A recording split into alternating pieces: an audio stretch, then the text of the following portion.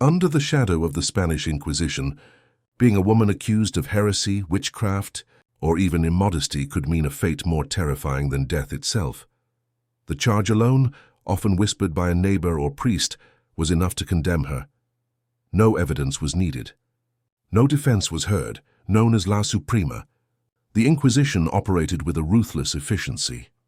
Though originally established in 478 by Catholic monarchs, Ferdinand II of Aragon and Isabella I of Castile, to root out religious dissent, it quickly expanded its authority.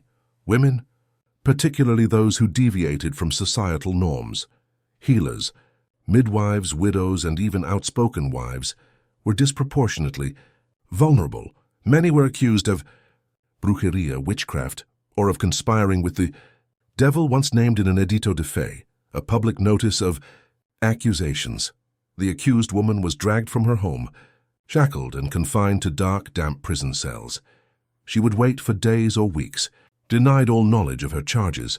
Fear itself was a form of torment. The inquisitors were not bound by mercy. They sought confession, not truth. Torture was not merely permitted. It was institutionalized. Pope Innocent IV had sanctioned its use as early as 252, and under the Inquisition, it became a cold tool of control.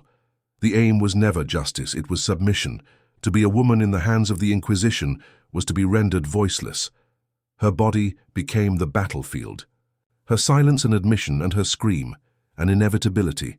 Strappado, dislocated without a drop of blood. It was silent in the chamber, but not still. Somewhere above, rope creaked as it slid through a pulley. This was the strappado, a device deceptively simple in appearance. Accused women were brought before this device not for execution, but for confession. Once sentenced to torture, they were led into the chamber, their wrists bound tightly behind their back. The rope was then looped through the ceiling and attached to their arms. With a nod from the inquisitor, the executioner hoisted them into the air, by their arms alone. The shoulders bore the full weight, often leading to severe joint damage and lasting physical consequences. What made the strappado especially cruel was its illusion of mercy. In the records of the Inquisition, this method was classified as a moderate form of persuasion. They argued it left no scars, but the reality was different. She would wait for days or weeks, denied all knowledge of her charges. Fear itself was a form of torment. The inquisitors were not bound by mercy. They sought confession, not truth. Torture was not merely permitted. It was institutionalized. Pope Innocent IV had sanctioned its use as early as 252, and under the Inquisition, it became a cold tool of control. The aim was never justice, it was submission. To be a woman in the hands of the Inquisition was to be rendered voiceless. Her body became the battlefield. Her silence an admission, and her scream an inevitability. Strappado, dislocated without a drop of blood. It was silent in the chamber, but not still. Somewhere above, rope creaked as it slid through a pulley.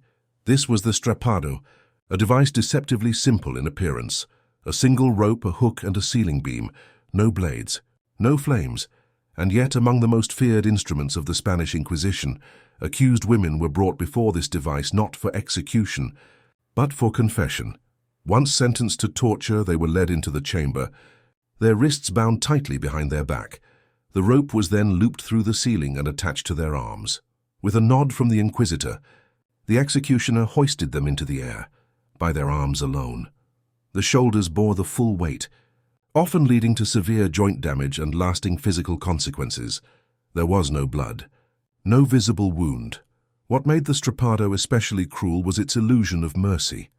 In the records of the Inquisition, this method was classified as a moderate form of persuasion. They argued it left no scars. But the reality was different. Muscles tore. Nerves suffered lasting damage. Arms could be rendered permanently useless. Sometimes, the torture was made worse by sudden drops, lowering the victim slightly before jerking her back up, heightening the internal trauma. Women who cried out were not believed. Those who refused to speak were lifted again. And again, there are no exact numbers for how many women endured the strappado during the centuries of the Inquisition. Many records were lost or perhaps never written. What survives are the testimonies of a few, and the silent echoes of many more Inquisition chambers across Spain and its colonies were equipped with these devices, their use spanning from the late 5th century well into the 8th. In the eyes of the Inquisition, this was not punishment. It was purification, but for the women accused, many of whom were never proven guilty, it was a descent into suffering, inflicted not by mobs or soldiers, but by a system that believed pain could lead to salvation. The iron spider, agony forged in fire. Its shape was unmistakable. Long, curved metal arms ending in cruel hooks, forged not for restraint, but for destruction. The device was known as the iron spider, and its very name whispered terror into the hearts of women accused by the Spanish Inquisition. Designed specifically for female victims, it was an implement of pain masked as interrogation. The iron spider was typically fastened to a stone wall in a cold, echoing chamber. Victims were brought forward, bound, accused, and often already weakened by hunger, fear, or prior ordeals. Historical accounts suggest that inquisitors favored areas of the body that would cause lasting humiliation or disablement. The metal prongs, often heated in fire beforehand, were positioned against exposed areas. The purpose was not to extract truth through logic, but to coerce confessions through unbearable distress. Though records are sparse, often intentionally destroyed or left vague, the iron spider was reportedly used against women accused of heresy, adultery, or impurity. Unlike more publicly visible forms of torture, the iron spider left scars that were not just physical, but deeply psychological. Survivors, if any, lived with mutilation that served as a permanent marker of their humiliation, and yet, these women were never truly tried in the legal sense. Inquisitorial courts operated in secrecy, and guilt was often assumed the moment an accusation was made. Perhaps the most harrowing aspect of this device was how deliberately it was tailored to women. The Inquisition, while publicly committed to saving souls, often targeted the female body as both a symbol of temptation and a site of control. Devices like the iron spider weren't random tools. They were calculated, ritualized acts of domination, executed under the guise of piety. The rack stretching truth from the accused. Iron chains clattered as a woman's wrists and ankles were fastened to opposite ends of a wooden frame, known historically as la tortura del potro, the torture of the colt. This device was simple in design but excruciating in function. The woman was not yet guilty in the eyes of the law. She had only been accused, perhaps of witchcraft, heresy, or consorting with the devil, and yet her body was about to become the battleground for a confession she may never have wanted to give. The rack, as it was known in later English, consisted of a rectangular wooden frame with rollers at either end. Ropes were attached to the victim's wrists and ankles. As interrogators turned the rollers, sometimes slowly, sometimes with sudden violence, the ropes would tighten, pulling the limbs in opposite directions. The pain was relentless, not meant to kill, but to crush the spirit. This method was used under the authority of the Spanish Inquisition, known formally as the Tribunal del Santo Oficio de la Inquisición. Though the Inquisition publicly emphasized spiritual correction over cruelty, documents from the period reveal its systematic reliance on moderate torture to extract confessions, especially from women. Many accused heretics were illiterate or unfamiliar with Latin, the language in which their charges were read. Under such conditions, the rack became not just an instrument of pain, but a means of forced submission to both religious and institutional authority. Women were especially vulnerable. Accusations of sorcery or moral transgression could justify extreme interrogation. Once strapped to the rack, the accused was asked questions repeatedly. If she denied guilt, the rollers turned further. If she confessed, it was often because her body could bear no more. Some chroniclers recorded that confessions were followed by absolution and penance. Others were burned at the stake. The rack left no visible blood, but it dismantled lives. For the Inquisition, the rack was a silent partner in its mission of control, forcing the truth not by reason, but by rupture. The pair of anguish, a tool of silent terror. She sat in silence, her fate sealed behind the thick stone walls of an inquisitorial chamber. There were no crowds, no formal court, only the dim light of a torch and the presence of a device known as the pear of anguish. Though its exact origin remains debated, this metal instrument is cited in several post-Inquisition accounts and later torture catalogues. Shaped like a pear and divided into segmented petals, the device was used in inquisitorial settings to punish individuals accused of various transgressions. Depending on the nature of the accusation, it was inserted into a bodily orifice and then expanded by turning a screw, causing intense internal pain without visible injury.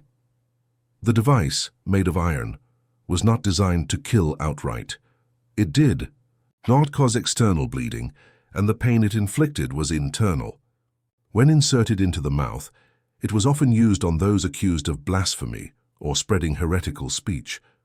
For women, however, its use was most commonly linked to accusations of moral transgression, occult practices, or associations deemed spiritually corrupt. Its use, whether historically confirmed in full or inferred from later legal and punitive manuals, reflected a disturbing intersection of control, shame, and bodily violation. While not mentioned explicitly in core trial logs, its categorization among instruments of ecclesiastical torture in post-Inquisition collections suggests it belonged to the broader punitive culture. The Inquisition maintained that torture was to be applied without effusion of blood. Devices like the pear met the criteria, inflicting extreme pain, yet leaving no open wounds. Its psychological effect was as severe as its physical one. The act of forced insertion was an assertion of dominance, especially in a system where moral purity was policed through ritualized suffering. While the world may remember the flames, the tools left scars that were silent yet unforgettable. The judgment chair, spikes for the accused. Known in later texts as the interrogation chair, this device was forged entirely from iron or thick hardwood and covered with hundreds of sharp metal spikes. Once seated, the accused, often a woman charged with witchcraft, heresy, or moral transgression, would be strapped tightly in place. Iron bindings at the wrists, ankles, neck, and waist ensured that any attempt to shift weight would press her skin further into the spikes. In some instances, the chair was heated from below with coals, turning pain into searing torture. The Spanish Inquisition did not always list specific devices by name in its official archives. However, accounts from regions under inquisitorial influence reveal the use of interrogation chairs as a method of prejudicial coercion. It was intended not to kill, but to extract information, force confession, or soften the will before further questioning. Once strapped into the judgment chair, the accused was asked to confess. Refusal meant hours, sometimes days, of restrained agony. The judgment chair did not declare guilt, it merely made resistance unbearable. The Spanish Inquisition weaponized fear, faith, and flesh to enforce obedience, not only through execution but through instruments that redefined human suffering. How did religious courts justify torment in the name of salvation? Comment below. As Johann Weyer, a 6th century physician who opposed witch trials, warned, the cruelty of these men is not less than that of the tormentors of the martyrs. Every device, every act, was a calculated mechanism to break both body and spirit. Fear was the currency, obedience the desired outcome, and suffering the inevitable tool. Women who entered the chambers of the Inquisition often did not leave the same. Physically scarred, psychologically shattered, and forever marked by the shadow of these instruments. Yet, through all the pain, whispers of resistance and survival persisted, hidden in the margins of history. These whispers of resistance were subtle. A glance shared, a small act of defiance, a silent refusal. Even in the darkest chambers, the human spirit found ways to endure. Records may focus on the cruelty, but the margins of history reveal resilience. Hidden stories of survival were often lost, yet they persist through whispered accounts and obscure testimonies. Each woman, though silenced, carried within her a story of endurance. Their courage is often invisible, yet it defied the very instruments designed to break them. The Inquisition sought to control flesh, mind, and soul, but it underestimated resilience. Pain was inflicted, fear was cultivated, yet even here survival found a way. The legacy of these women is not only suffering, it is resilience etched in history's shadows. Today, we remember both the horror and the strength that emerged from it. Through centuries, these stories have inspired historians and storytellers alike. While instruments like the rack, the pair of anguish, and the judgment chair represent cruelty, the courage of the women who endured them represents humanity's unbroken spirit. It is in remembering both horror and resilience that history truly speaks. These stories, though painful, remind us of the strength embedded in humanity even under oppression. They remind us that survival is not only physical, it is moral, mental, and spiritual. In their silence, they spoke volumes. In their suffering, they demonstrated resilience. And it is this story of terror, endurance, and courage that echoes through history to this day. History often preserves the instruments of torment more readily than the names of those who suffered. Yet in the shadows their presence remains, a testament to endurance where cruelty sought to erase it. Each device, the rack, the pair, the chair, was a calculated strategy to dominate the human will. And yet, these women found ways to resist, to retain a fragment of themselves within the confines of oppression. Survival was not only about enduring pain, it was about retaining identity, spirit, and dignity. In every tremble, in every quiet act of defiance, there was a story that the instruments of cruelty could not erase.